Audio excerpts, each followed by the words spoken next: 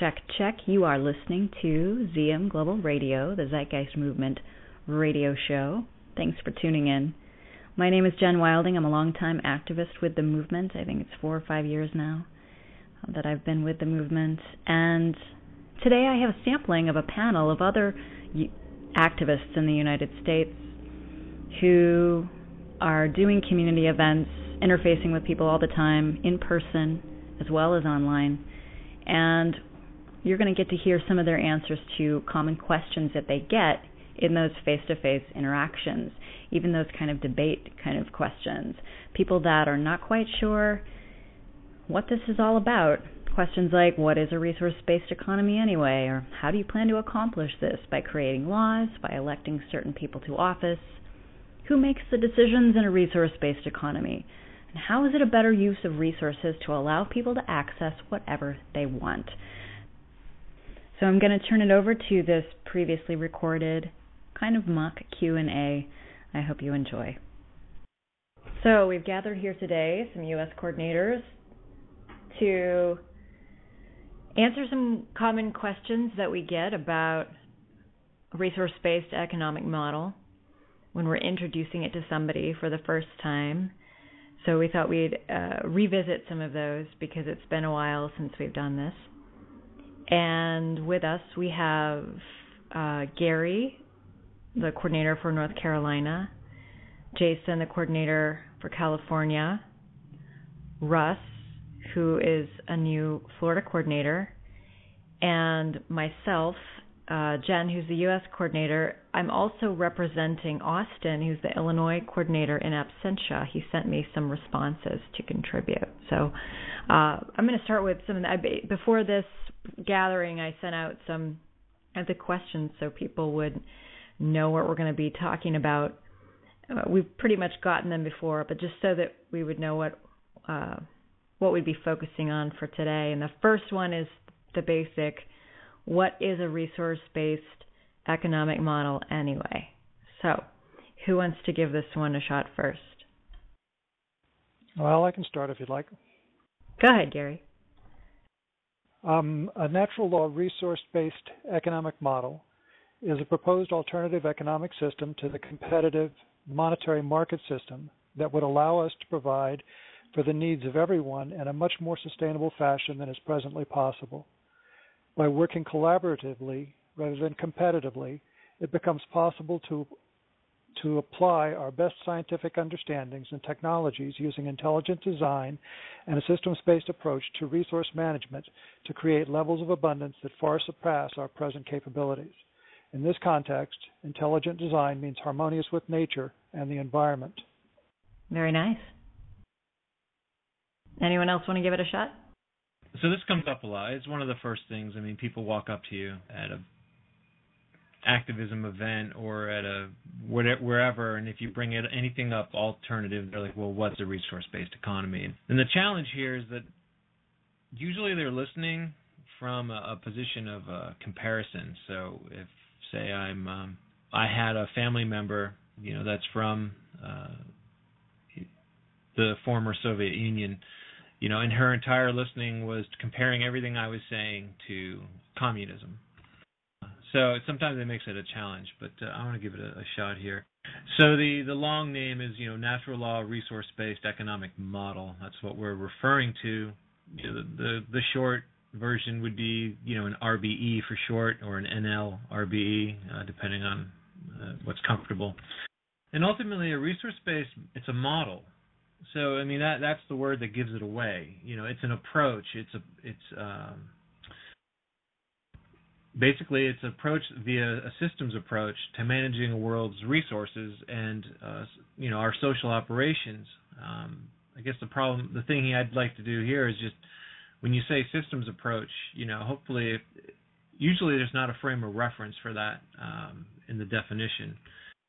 But the systems approach, that becomes the actual physical Earth system becomes the starting point for all the decisions in the economy, rather than philosophies or moralizing or, the musing between class and right to life and monetary, being able to afford things through monetary transactions. So you have a system model that isn't basically a working model of the Earth's resources, human needs, understanding the processes involved and the general principles involved in sustaining life. And through the approach with technology, automation, it's moving out of a labor for income into a world of access. An access, we use the word access abundance, but it's an access system for having your needs met without differential advantage or having to submit to anybody else for your right to life. A systems approach, basically it's a process of understanding how we live inside of a system, and we are systems within systems influencing one another within the whole. So in nature, an example would be ecosystems, which are part of larger systems. And, you could look around and see that the earth around you is consisting of air and water, plants, animals, all living together. But we're all connected. So it's taking this view of the total system and applying it with what we know through the general principles of science to create an access abundance, which is really easy to do. When we survey the world, there's more than enough to go around. The operating principle of our current economic monetary structure is that there is not enough. There is not enough, and so we have to compete with each other to survive. And those through competing, our contributions are supposed to give back. In a resource-based economic model, all of that's obsolete. Thank you. Russ, do you have notes you want to share? Yeah, I have a shorter answer, I think, but it's along the same lines. And what I've got down here is that a resource-based economy is primarily a society without money or even barter or trade, and is the awareness that the human family is one family on this planet, where technology and science is utilized to its fullest to develop and manage our planet's resources and provide abundance for everyone in the most sustainable way. That's the simplest and shortest answer that I think really addresses that question without going into great detail. I like that. That's very good. I'm going to give you what Austin sent me as his response. He said there really isn't anything tricky behind the name at all of a resource-based economic model. It's a way of economizing our society in line with the resources available, as opposed to the current economic methods, which are based on infinite growth without environmental consequences kept in mind one bit. And by environmental, I don't necessarily mean save the trees, but an all-encompassing worldview. And so that was Austin's response.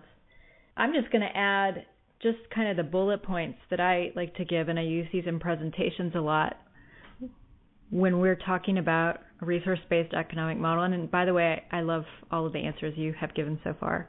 But I break them down into characteristics of what is involved. As has been mentioned, there's no money or market system. And Russ, I also remind people that we don't mean going to a barter system, because that's usually the default position people go to when we say there's no money system. The only reference people have for that is barter. So I then clarify immediately, as a part of that first characteristic, no money or market system, not even a barter system. 2, the characteristic is the automation of labor as a big component. So that automation is replacing human labor, where we would want it to be replaced, by the way, not replacing jobs people love, because that wouldn't be necessary. 3rd component, technological unification, as has been mentioned, of the earth through a systems approach. And that also includes just acknowledging natural law, and that's where that natural law piece comes in, and really recognizing how things relate. And as we are learning new information, being able to take that into account of how we adjust our own system of economizing, of accessing the resources, which lends to the 4th characteristic, which is access over property. Sort of if you think of an access system we can all relate to, you can think of the public library, though that's not the best example, because libraries are not doing so well now. Everybody's wanting to own, and mostly because libraries have represented things that are tattered or incomplete or not completely up to date. They've been underfunded. So what I want to remind people that when we're talking about an access system and things being used in a library-like sense, we're also considering that they would be high quality, top of the line, accessing resources where you need them. So exactly where you're needing to use a resource, you'd have the access to the highest quality produced technologically, because money is no obstacle in the creation of that, so long as the resources were available to create it. But when you're moving to an access system, you don't have that overconsumption model that people think of today, where there's mass-produced goods, and that's where the difference is. Self-contained, localized cities and production systems for that economizing aspect, where there's a design to the system that is very efficient in its use and doing the most with the least. And we often talk about the sixth characteristic as also being very important, science as a methodology for governance, using the scientific method for social concern. So taking into account testing and research data from all over the world that is collected, and using that information for the betterment of everyone as part of the system. So those are things that I add on to that conversation, but you all gave very good answers. So moving on to clarifying this train of thought, we often get asked the question, how do you accomplish this? By creating laws, by electing certain people to office? How do you get this resource-based economy in place? What does it look like in operation? Gary, do you want to start? A natural law resource society will only become possible once enough people recognize, first, rapidly expanding technical capabilities available to us, and second, the socioeconomic impediments blocking the implementation of those capabilities. The impediments are deeply entrenched traditional social and economic values and institutions, especially the competitive monetary market system, that make it impossible to achieve the levels of collaboration necessary to implement a natural law resource-based economic model. The institutional changes will require widespread and creative approaches on many fronts, monetary reforms at first perhaps, leading eventually to the obsolescence of money and the declaration of the Earth's resources as the commonwealth of all. But these changes will only happen as the recognized values begin to shift from the extremely short-sighted and materialistic views of our present culture towards a widespread recognition of our interdependence as humans upon one another and upon our natural environment for our very survival. All right, thanks. Jason, do you want to take it next? Sure. These are really big questions. I feel weird giving short little answers. But, the question that you posed was, how do you accomplish this? Do you accomplish it through creating laws? Do you accomplish it by electing certain people to office? And I thought about this for a minute, and really I had to think of it from the point of view of, well, how did we accomplish the system that we live in now? And I know from, just if I'm to look at, I was, my own experience, I was inserted into this system. I happened to be born into it. I wasn't given a choice. No one gave me, a pamphlet when I was, young, saying, okay, do you want capitalism? Do you want religion? Do you want, which kind of monetary economics? Do you want a socialist state? No one ever asked me that. This is it. This is the way the world is, and that's the only way we were ever brought to know the world. So asking how you would accomplish this, I was like, well, at some point I think that question will be irrelevant, because people who experience a certain type of social organization, that's the only way they know the world. But to answer the question to the best I can, I think the starting point right now is education. It's new information being added into the current social landscape, if you will, into the thinking of the group, which would be the thinking of the society. Overall there's a dominant thinking, which is politics, religion, and money. They have dominant modes of thought for the entire group that you would call the nation.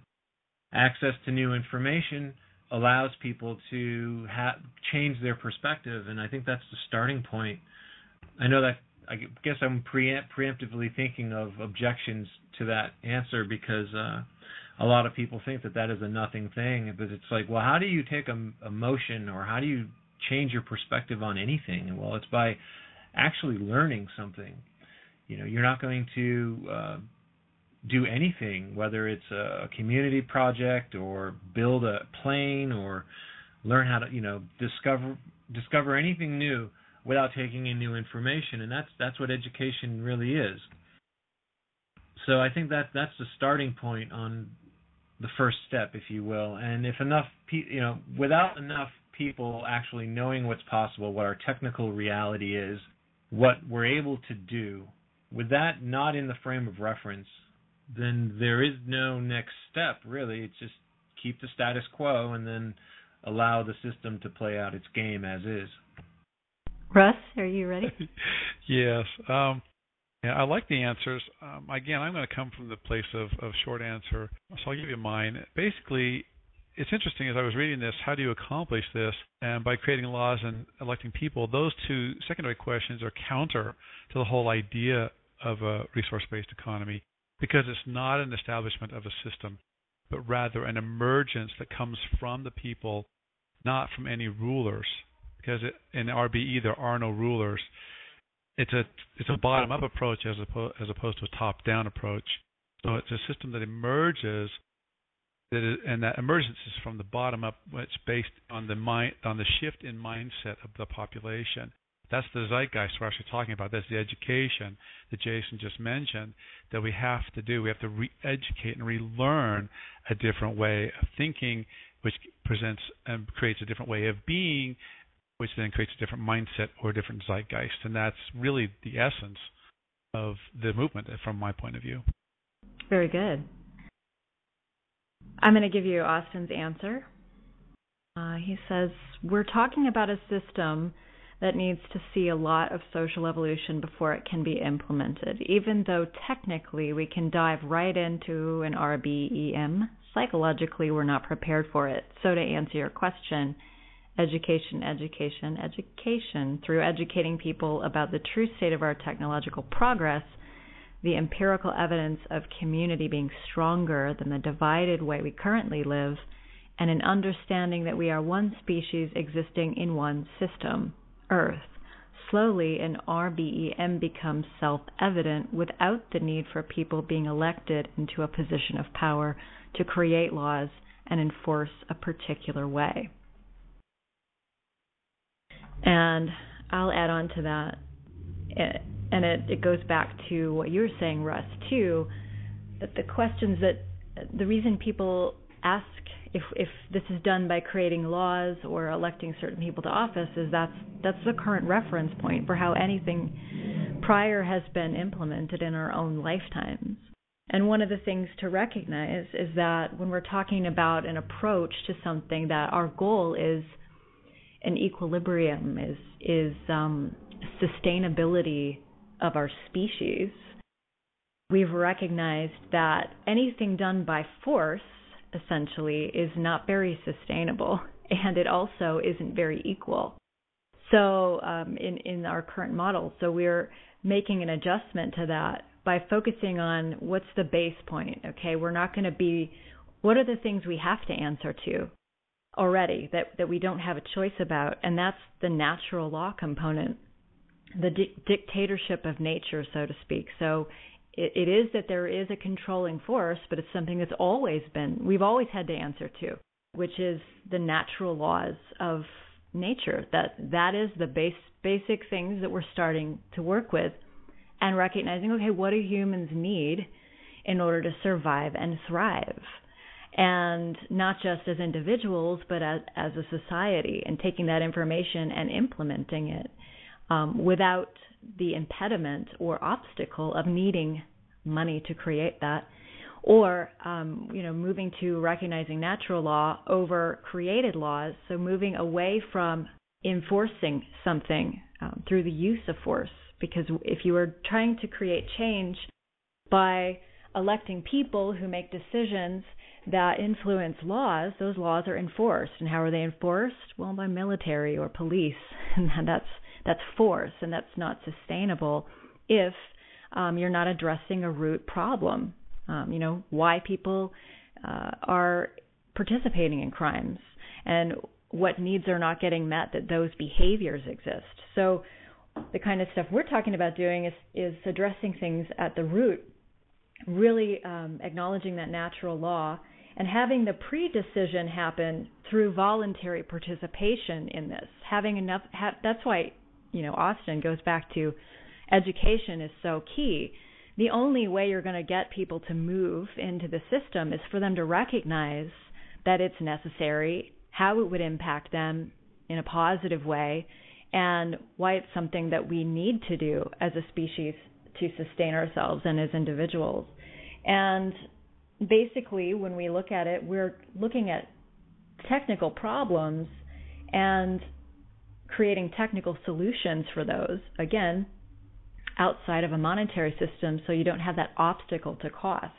And really just looking at, well, what can we do with the resources we have, manpower and existing resources, and even automated power and energy sources and things. What do we really have available to us, and creating a system that would work for the best of everyone and bringing everyone to a high standard of living. When we get into the question, because sometimes that question is also really somebody trying to wrap their mind around what that looks like day to day, how, once you're in it, if there's no laws, how is the order created? And that's where we get into that solutions are implemented based on data that has come through research in order to solve a problem in the most efficient way with the resources we have, and it doesn't come through opinions. And there may be people scared that there would be an incentive to skew the research, but that's what's great about this system is it accounts for that and removes any reward for anyone who would try to get an advantage by skewing data research. For example, in a monetary system, if you give the right research data, it might be promoting a certain type of pharmaceutical drug over other alternative treatments. Or we may be skewing research, omitting some research and favoring other research in order to keep in the oil business, and focusing on ways to use the existing system of resources we've tapped into instead of exploring new options. So this accounts for that in an access system, everyone is considered equal as far as their access to something, so long as it doesn't upset the whole. But again, it's access, so you're not really taking away from someone else in order to have it. It's just built in a different way. And so you have to kind of think the research would be more pure, the data would be more pure, the structures we'd have in place as far as where people would interact with this would be from a standpoint of within their expertise, interdisciplinary teams, people contributing their areas of talents to the data set, and that data set be something that's shared and compared globally with the specifics to that data set taken into account, like maybe geographical things. Something may work in one place that doesn't work in another. But I think it really opens up a beautiful renaissance component of when you're outside of a monetary system, what could you really accomplish when you're thinking about what does an open source Earth look like, where the agreed upon value set is that it's going to be something that's going to sustain us based on what we know. And what we know collectively that everybody has access to. It's not certain people having access to it. Who makes the decisions in a resource-based economy? I do. Everyone has to listen to me. I was going to say I do, but I'll yield the chair. Yeah, Jason spoke first, so I guess we have God. to listen to him. Yeah. No, you know what? I wanted to take this question. Asking this question is a fallacy, which never really occurred to me before. From the point of view is that it's a trick question. People don't realize they're asking you a trick question, and it tricks us up real easily when you fall for it. The question assumes dictatorship. The question assumes authoritarian power and enforcement. It's built into the question. There's almost no way to answer the question directly without falling for the trap. So it's really taking this question and rather than falling victim to the trap built into it that it's assuming dictator, what you need to do is look at how are decisions being made. That's the real question. How is that done? Are decisions being made through voting? Are they made through lobbying? Are they made through monetary cost analysis? Is it done via mob rule? Is that the best way to make a decision? That's what voting is. Is having 51% of a group automatically overruling 49% of a group, is that really fair? Does that make the 51% automatically correct? Are they technically correct? From a natural law, physical, resource-based perspective? No, not usually.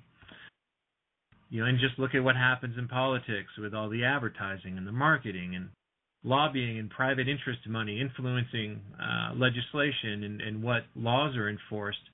Also influencing the group's thinking, the thinking of your city or your country, and all the falsehoods and the corruptions that are born out of this process. Is this the best way to make decisions? Is this the best way we can get things done? Is this the best way to make a choice about what you need to live a good life, or about the things that you may have? When you start looking at the question that way, it's like it starts to change your perspective. Think about this. Let's take nutrition as an example. We're talking about who makes the decision. Well, with what? Let's say with your nutrition. Is there a Democratic protein? Is there a Republican amino acid? In the scope of what humans need to survive well? Is this supposed to be determined by religious beliefs? Is there a Catholic carrot? Is there libertarian water?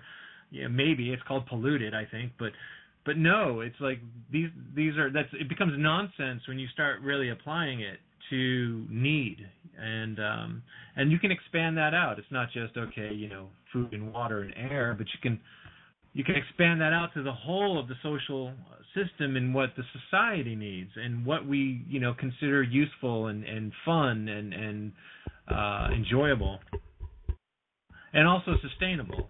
When you start taking a different view of how you would arrive at these decisions, there is no who's making the decision. It's a methodology. It's like, you could say science is making a decision based on a bunch of variables and elements that you're plugging into the logic, into the principles that we know. And that creates a very different society. Look at you gave the example earlier, Jen, of like an open source world. You have everyone adding to the ideas of everybody else, but not because they're trying to gain off of anyone else, because they're contributing to the system, which is coming back and supporting them. And that is a very different way of arriving at a decision using a different methodology than what we have now. Anyone want to follow that up? Sure. I'll give kind of without assuming a bias that's in the question, and I would concede that there is a certain bias when it says who. The who implies someone or some entity, some leader. But you said it actually earlier, Jan. This is really a systems approach to solving problems rather than making decisions, and it makes use of interdisciplinary teams which are aided by technology. Now, beyond that description at this point, it's hard to go detail without knowing what that would look like. But it would be with the introduction of newer technologies and also an understanding of the Earth's actual capacity is important.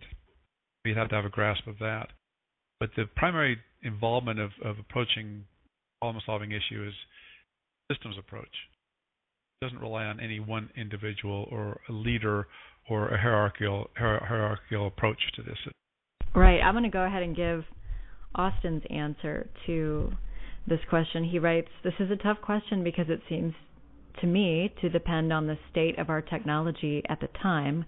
For big decisions, they could be calculated and arrived at through a," and he puts this in quotes, "direct democracy of sorts, based on all the current knowledge available.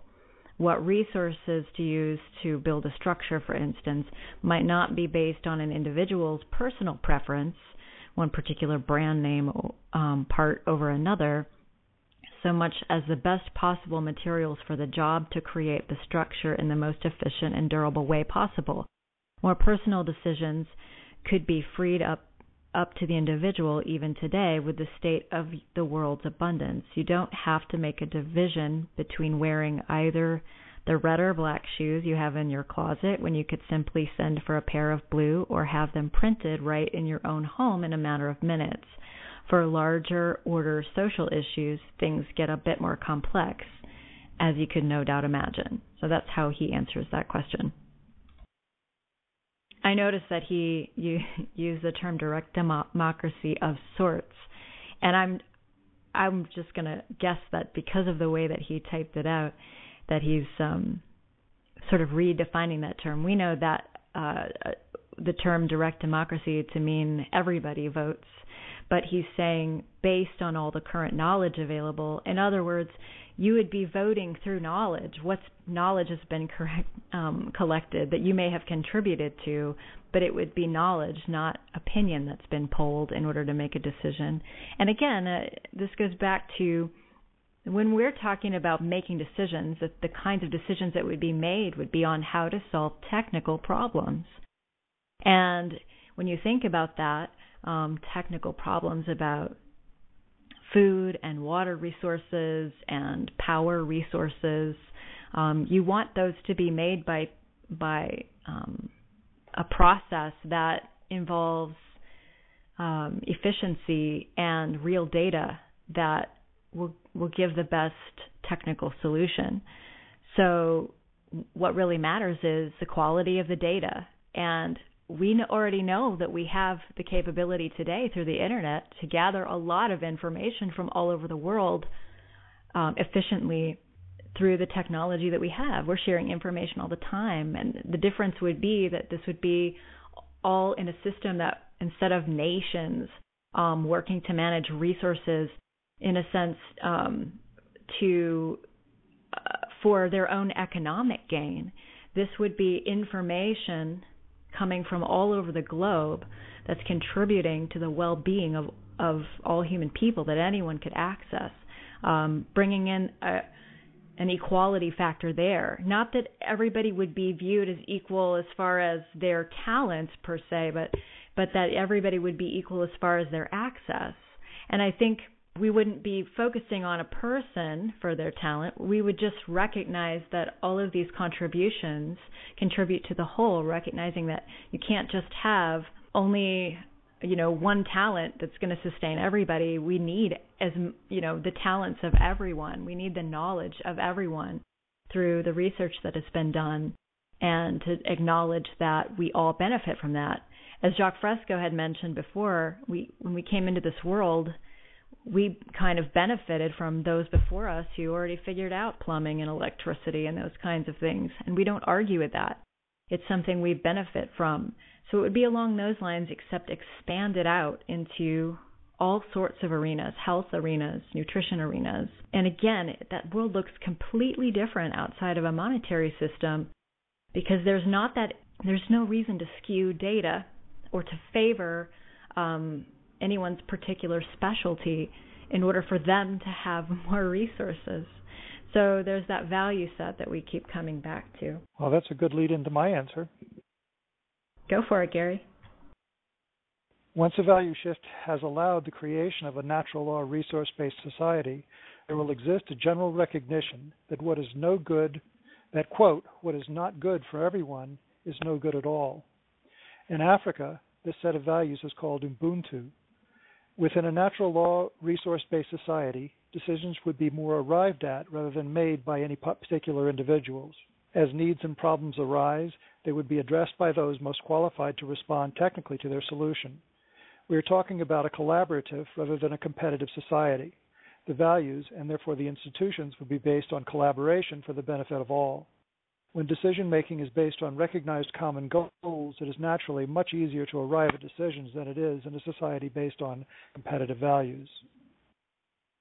Nice. Now, I'm going to give you the knee-jerk response of from those who are free market advocates and libertarians, or maybe just even Americans in particular that I know of, who have an aversion to, based on previous ideologies of what collectivism brings, and having everybody be equal in a limiting way in their mind. And I like to clear that up by explaining that this system actually does the opposite. It frees people. So instead of having something be where it's all about like rationing and you only get this much food because everybody else gets this much food, and that's kind of where their mind goes with when they think sharing resources and nobody's better than anybody else, so everybody's equal, so everybody gets equal. I think that's where they go.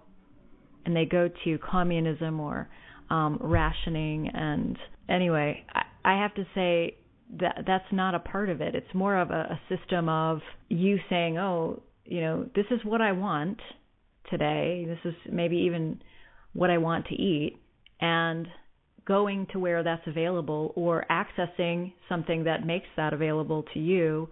And your choices are based on what's already built into the system. But still, there's a large variety, because we know variety is something that is necessary for good health and sustainability as well. And some people don't realize they are limited in the market system. When you go to the supermarket, you're limited to what's on the shelf. And when you go into a restaurant, you're limited to what's on the menu. And you didn't make those choices. They've already been narrowed down for you. So in this sense, what's on the menu, what's available, would already have accounted for energy, thinking, and resources as far as plants and animals involved in that. The creation of that would have already been taken into account, but you'd still have a great selection. You still get that individual choice. I mean, this is the way I'm trying to give us an example of where it won't be the kind of scary, limiting environment people think it would be. I say, without money as an obstacle, it's not something that keeps you from accessing transportation when you need it, the best transportation. And even perhaps, when we're talking about maglev trains, having lunch with your friends on the other side of the world and then coming back before dinner, it could be feasible without the monetary obstacle.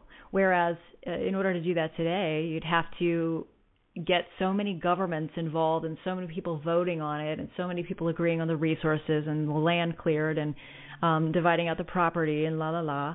This would be something that would be in existence that people would simply use.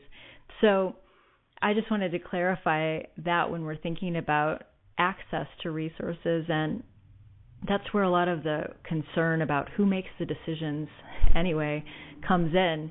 It's based on a fear of, what if somebody decides something for me that I wouldn't have decided for myself?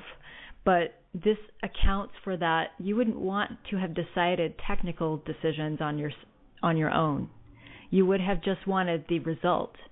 And the result is going to be the highest quality standard of living that is going to serve not only you but everybody else. And trust me, everybody else's needs being served is definitely a benefit. I don't know about you, but I would love to be in a world where other people are getting their emotional needs met, their food needs met. They're not hustling for money or trying to deceive you for money or engaging in crime because they want access to something. They simply have access. How much better would that world be potentially than the one we're in? So I like to think in those terms.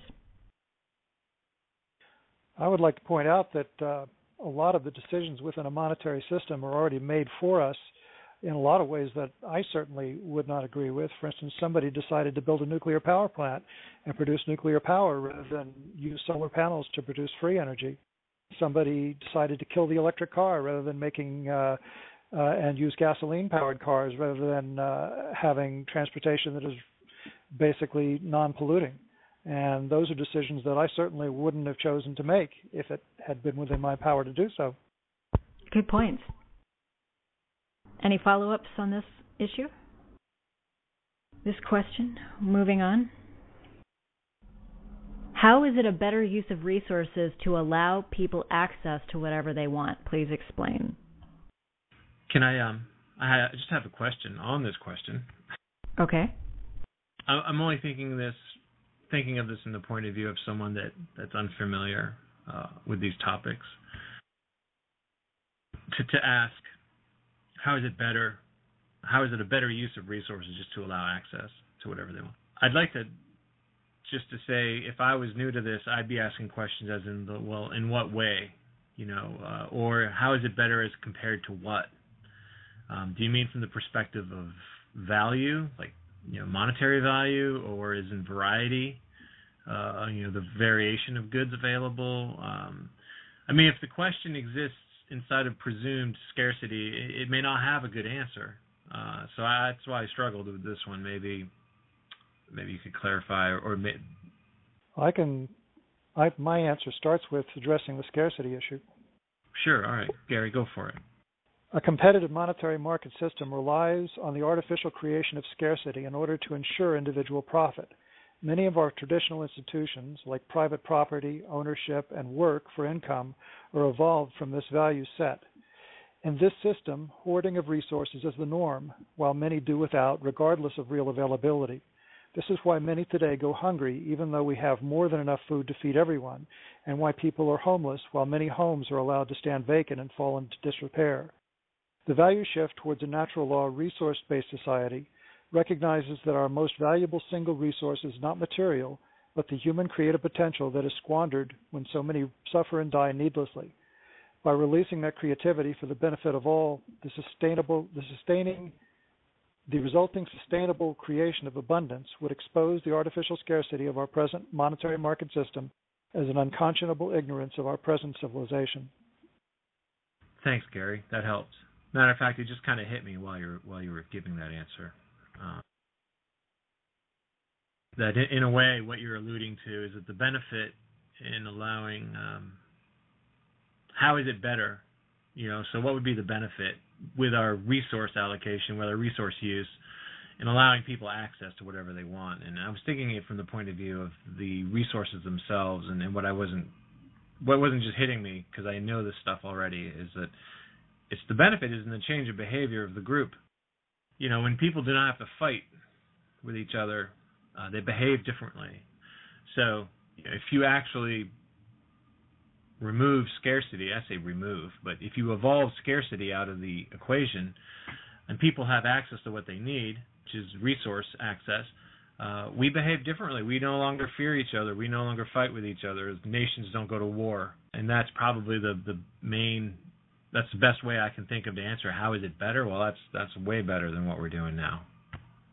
That was interesting because I just saw a study that was done yesterday about some chimpanzees. The study wasn't done yesterday, but I saw it yesterday, about some chimpanzees. I think it was Godal who was doing this study. And she at one point began to make a supply of bananas available in a central location. Up until that time, there hadn't been any conflicts between the various tribes that lived in the area that she was studying. But once she made this supply of bananas available, but only to the ones in a local area, there began to become all kinds of tribal conflict and conflicts between individuals over who had access to that area. Yeah, when you start digging into studies on human behavior and what motivates us, it starts to shed a lot of light on the assumption that every person out for themselves is a good model or necessary, and that the cooperative outcome produces better results for the whole and everyone in it, because it comes down to speaking to integrity and what is the integrity of the social condition. It's interesting that both you, Jason, and Gary have addressed this almost exactly the same way I looked at it. I was pondering this question for quite a while, and I came up with the solution that is really a perception of scarcity. And this is really about the sense of lack. And in this context, we're speaking about resources, but it's something that in the human psyche or human behavior that we don't have enough. And so it's not just about educating the reality that there are enough resources for all of the planet, but also we demonstrate that the availability. So it's not just education, it's also demonstration. That diminishes the sense of scarcity, and then the feeling of abundance can become more of a full experience for each of us as human beings. I like all of these answers. My thought in putting the question down was actually based on a lot of the questions that come, and I didn't put these specific questions down. I kind of I guess it's good that I left it open because we got other answers, but a lot of people may ask, what happens when everyone wants a gold toilet or everyone wants a sports car? Those kinds of things too. And it is based on a thought that, well, everybody wants that. But the key is down to that thought about scarcity, but also the need behind the need, or the want behind the want, what we really want. What do you really want when you want a gold toilet? Or what do you really want when you want a sports car? You want to get laid? That's a whole other issue of how that would happen in a resource-based economy. Like I said, we wouldn't necessarily solve all problems. We're talking about the technical problems we can solve. But, there could be a way to technically solve that problem too. But anyway, getting back to the access of resources, when people are taking in the information, I've noticed they extrapolate it using our current value system and using our current mass-produced goods model. And they want to try to sometimes find a contradiction in, but you're wanting to conserve resources environmentally and have things be more efficient, but then you're creating an access system and people can just have access to what they want. So are they just going to be putting orders in for whatever they want and getting it? That's going to definitely max out the resources. And what they're not thinking is, yes, that value shift, that behavioral shift, and also what an access system really is by design. It's not a mass produce of goods. It's just having access to goods exactly where you need them. Instead of having to store all these goods in our garage or our attics, we would just all use them when we need it and then have it be available for somebody else elsewhere. So we wouldn't have to mass produce goods that would be used. And Gary's sending me a note. He would like to see addressed, how do you get laid in an RBE? We'll have to add that one on. If anybody wants to add notes about that, how do you get laid in an RBE? Because if we could answer that one, I think that we could really get there faster. We'd have more people joining the movement if there was a solution for that right away. But yeah, I really do think about it. So how do you get laid in a resource-based economy? There'd be a lot more time if you're not exchanging labor for money to get what you need. You'd have a lot more time to meet people, to socialize, to get to know them, to spend time with them. So I do think your chances would most definitely increase with the structure. A lot more freedom of movement, too. Exactly. Plus, get rid of a lot of these worthless laws. Definitely a better use of my time than going to work. Let me add Austin's response, too, by the way. I don't want to forget that. So, again, the question, was, how is it a better use of resources to allow people access to whatever they want? Please explain. He writes, having access to what people want instead of having everyone own what they want is quite a bit more logical in very, very many ways. I would easily generate less waste across every level, from harvesting the resources needed for a product which devastates the land to over-manufacturing the product which creates mass amounts of pollution and excess, to storing the product which takes up valuable space while the product wastes away, to the actual use of the product where today many things we own we tend to be so afraid to use, or we've gotten because we only needed it once or twice and then put it away. And those are some very good points too, is when when we need something, often we think, oh, I need that and I need to own that. But what we really only need to own it for the time in which we're using it. And when we're not using it, we don't even need it in the house. So we would definitely have that kind of worked out so that resources aren't just sitting idle. They would be put to good use, and they would always be, again, top of the line, high quality, and be repaired without money as an obstacle to that. Follow-up comments? No, I think that's good. Russ sends a note, I have an answer for getting laid, but it would require education. Interesting. You mean I have to go back to school? No, you don't have to go back to school. Just come to one of my seminars. I was going to say, is this open source? So apparently, if you need some help in this department, see Russ in Florida. That's all for today. Thanks for tuning in. If you're wondering how you can start a chapter where you are you not connected with people in your local area, you're thinking about starting a chapter, you're wondering why there hasn't already been a chapter started where you are, it's probably because you haven't started that chapter. So you want to go to this website, write this down, tzmchapters.net, N-E-T, tzmchapters.net. You can find your chapter if it exists in the United States on the map. If it doesn't, it means we need you to start that chapter. And the way to do that is you can find out all the information actually on that same website. There's a chapters guide that will take you through all of the steps of what chapters do, how they're organized, what kind of events chapters do, what to expect from becoming an activist with the movement. And from there, you can also fill out an application to become a coordinator for the movement if you'd like to start a chapter. But basically, what that involves is you being active where you are. So you can start that at any time. Look at the chapters guide, get inspired, get active. Get out in your community, tell people about this information, host a screening, start organizing as soon as possible. You don't need anyone's permission to do that.